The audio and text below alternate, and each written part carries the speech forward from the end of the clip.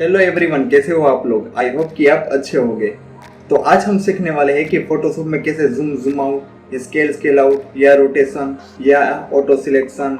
तो मुझे लगा कि मैं पहले से मैं बेसिक फंडा में आपका क्लियर कर दूं कि बाद में आपको कैसे इमेज को स्केल आउट या रोटेशन या प्रॉपर्टी बार को कैसे जूम आउट करते हैं। क्योंकि अब पहले से ही फोटोशॉप में यूजर फ्रेंडली हो जाओगे तो बाद में आपको ज़्यादा दिक्कत नहीं होगी। और बाद में मैं आपको टूल्स और सब प्रॉपर्टी के बारे में मैं लाइन टू लाइन आपको बताऊंगा। तो आप हम वीडियो स्टार्ट करते हैं। और सॉरी मैं थोड़ा अपना इंट्रोडक्शन दे दूं। माय नेम इज नितिन राज्यगुरु और आप सभी का स्वागत है राज्यगुरु मेंटोर पर।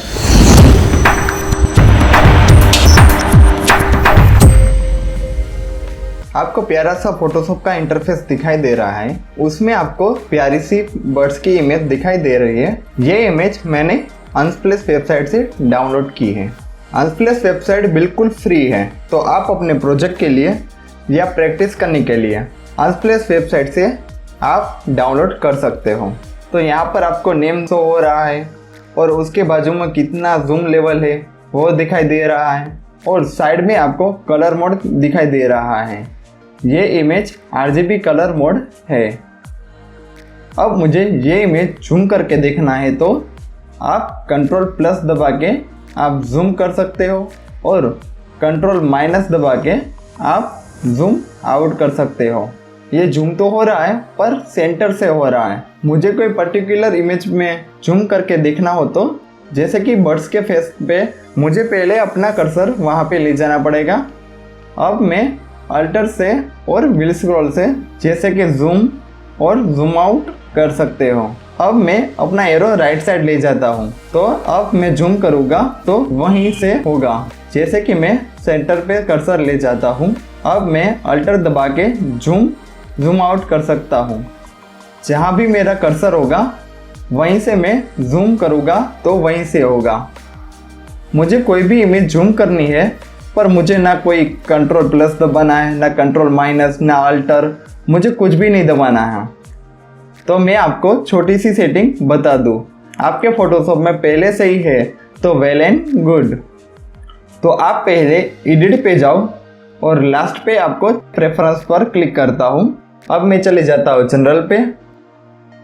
बाद में आपको टूल्स पे चले आना है। यहाँ साइड में आपको जूम विद स्क्रॉल व्हील दिखाई दे रहा है, वहाँ पे आप क्लिक कर दो और सेव कर दो। अब आपको कोई भी बटन दबाने की ज़रूरत नहीं है। आप व्हील स्क्रॉल से ही जूम आउट या जूम इन कर सकते हो।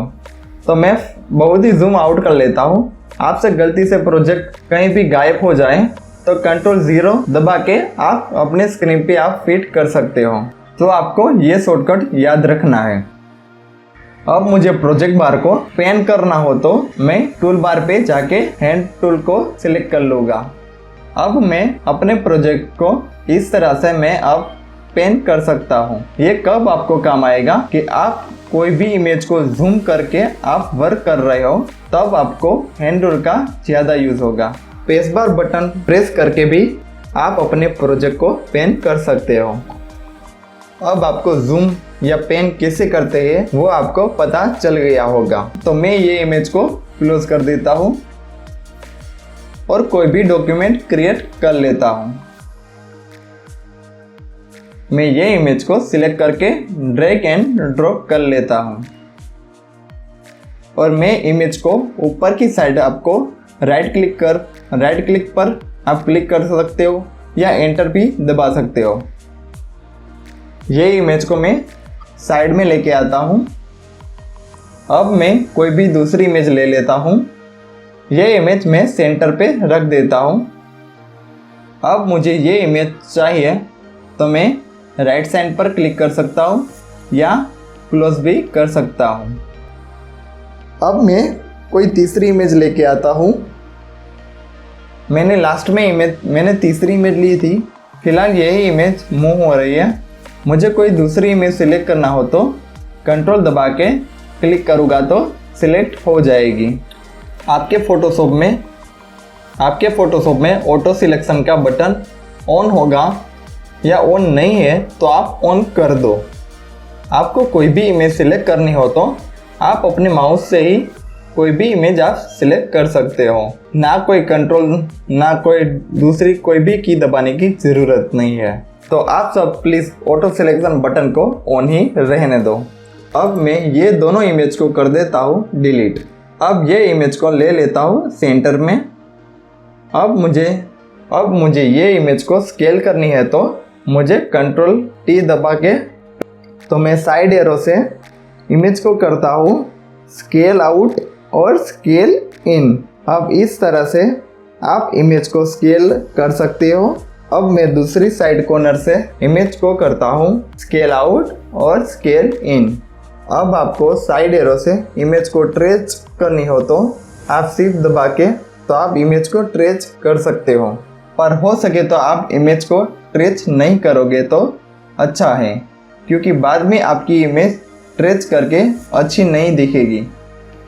अब मुझे इमेज को सेंटर से स्केल करना हो तो अल्टर के साथ स्केल करोगे तो इमेज सेंटर से स्केल होगी।